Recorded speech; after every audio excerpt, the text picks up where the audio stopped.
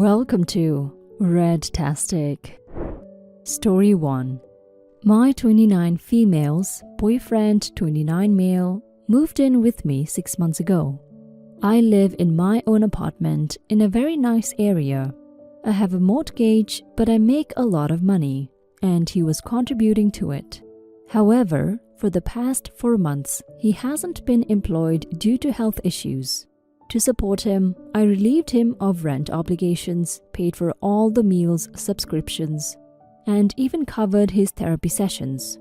I also give him a small allowance for his own use. I know it's been hard for him, and I understand it can make him feel emasculated. So I try to go easy on him.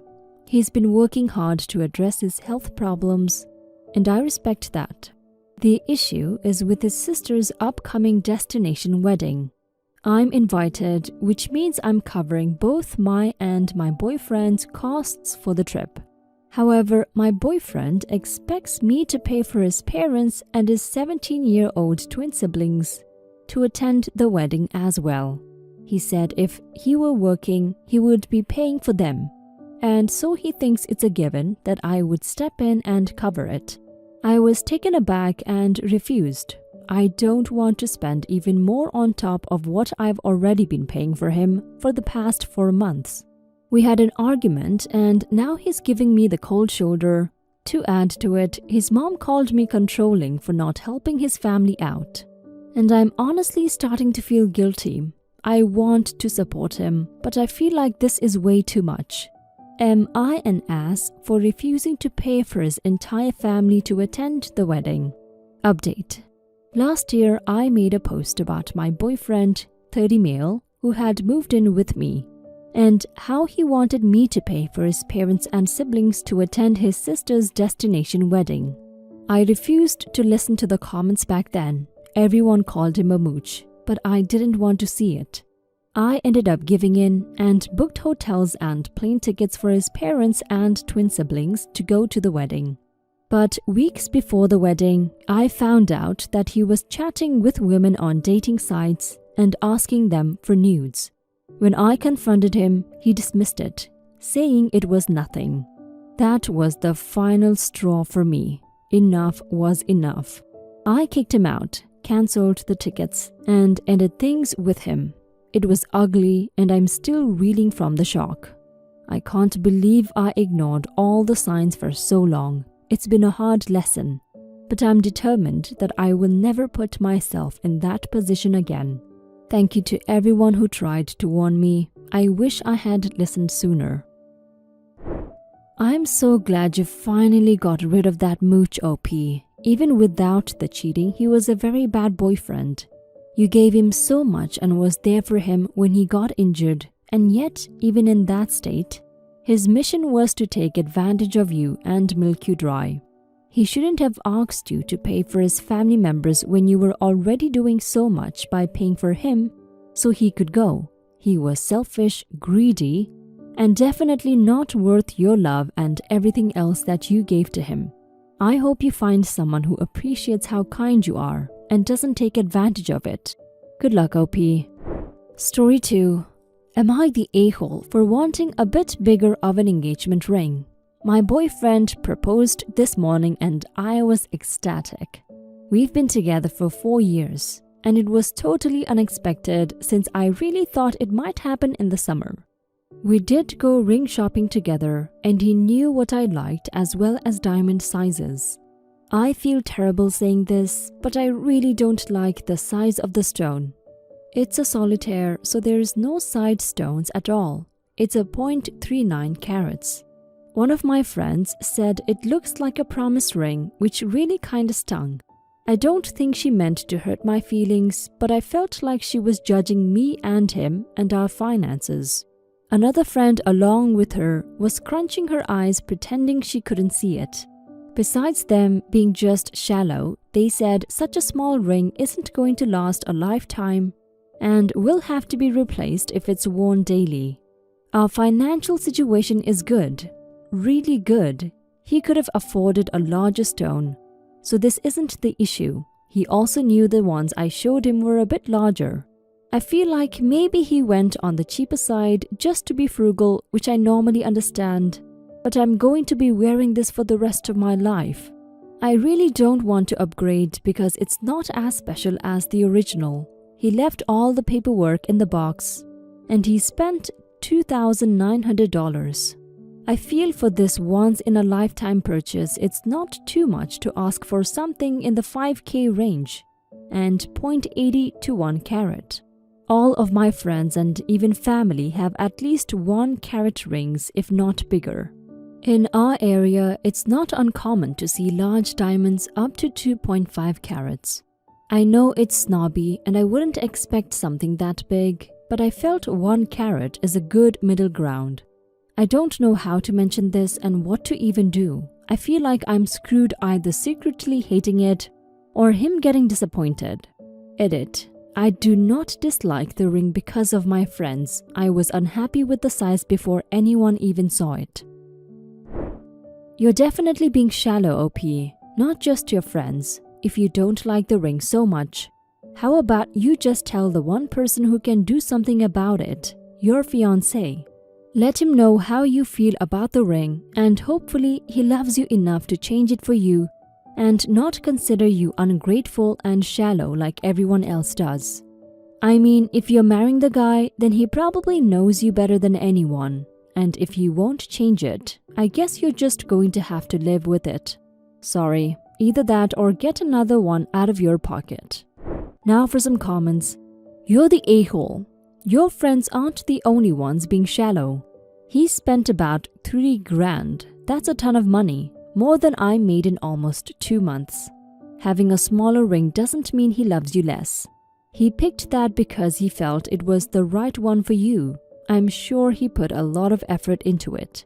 Complaining about how it's not big enough or expensive enough just seems ungrateful. You're the a-hole. This man loves you so much he wants to spend the rest of his life with you.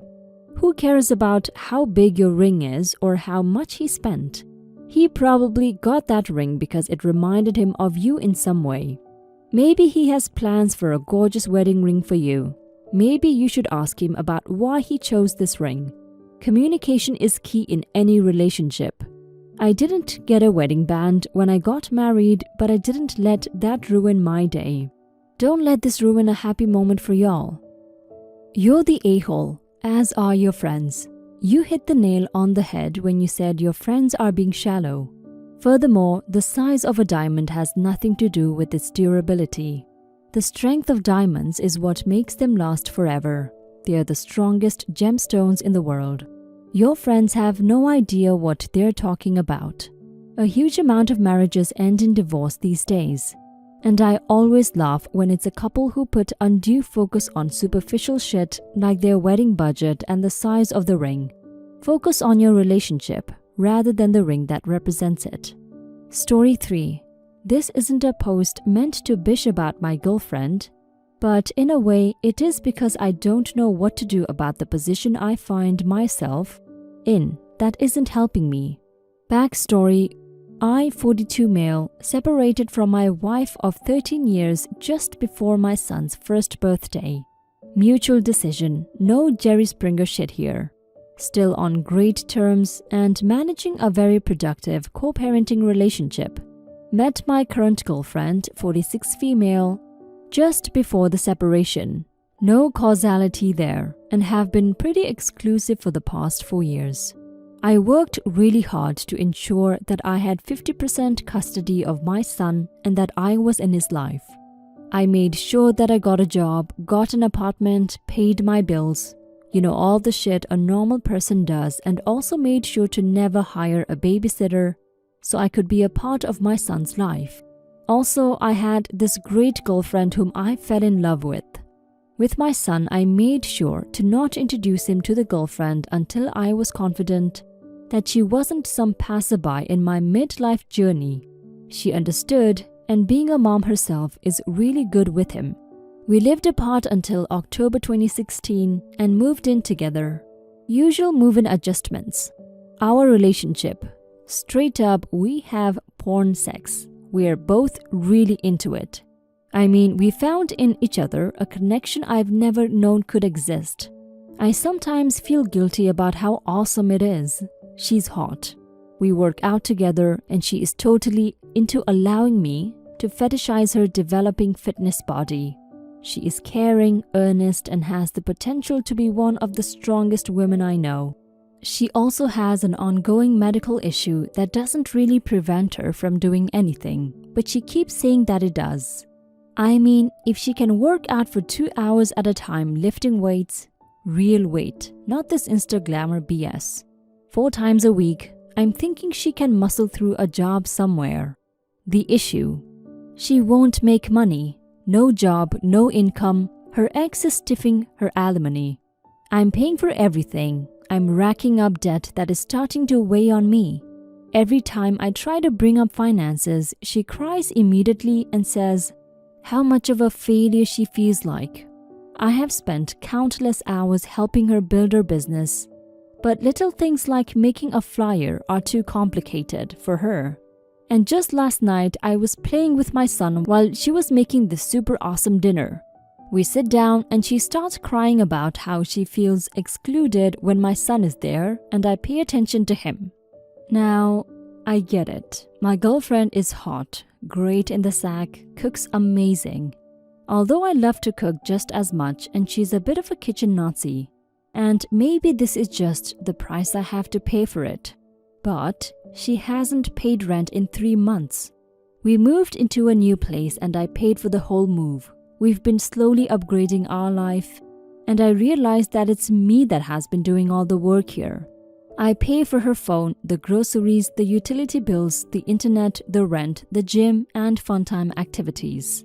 So how can I get her back into the fold? How can I tell her that she has to contribute or something has to change? And what does change look like? What happens if she leaves and I'm stuck with all this debt? She is filing bankruptcy, by the way, and the rent that we're supposed to be splitting. Update. OMG, I just about cried when I saw people commenting on this. I totally thought this would die off without much of a glance, but I'm so grateful for your comments and insight. I guess I have a lot of considering to do and weighing of options. But food for thought has helped me clarify my thoughts greatly. Thank you all again. I tend to take all advice with a grain of salt but see some very recurring points that I have allowed myself to be blind to. Much appreciated. Now for some comments. Your first and only real responsibility in any of this is to your son. He didn't ask to be born into this world, and you and his mother have to ensure his well-being so he can go on to be a good, happy person and a net benefit to humanity. Your girlfriend has to understand and accept this if she's going to be in your life. Your time as a dad to a child will be the best time of your life and will soon be over, and you will be the parent of an adult. Also, unless she's willing to walk 10 steps behind you and defer to you as sir, you are equals, and both of you need to insist upon the other carrying that weight. Sex is great, yes, but getting laid and paying for it is prostitution. I don't care how hot she is, you're going to resent her in the long run. This exact thing happened with my ex-husband. Everything was great except for the fact I was the one supporting us and his 2 kids financially by myself. And if I brought it up, I was given a guilt trip. I was head over heels for this guy until the stress of knowing that I was being used for a paycheck started to take its toll. At the end of it, I couldn't even stand looking at him anymore. I'm not saying she's completely using you and doesn't care about you, but she definitely doesn't care enough about you to feel like she should get a source of income to pay her way and release some stress for you. The biggest mistake you can make is thinking you can get her to do something she doesn't want to do or that you can change her. The only way to get her working for money is to dump her so she has to either swim or sink. Otherwise, you have to face up to the fact that if you want to keep the great sex and fun with her, it is going to cost you. To me, the biggest problem is the way she feels about you spending time with your son. I've never been in your position, but it sure seems like a deal breaker to me. If you can't let her go completely, then perhaps it is time to step back and live apart.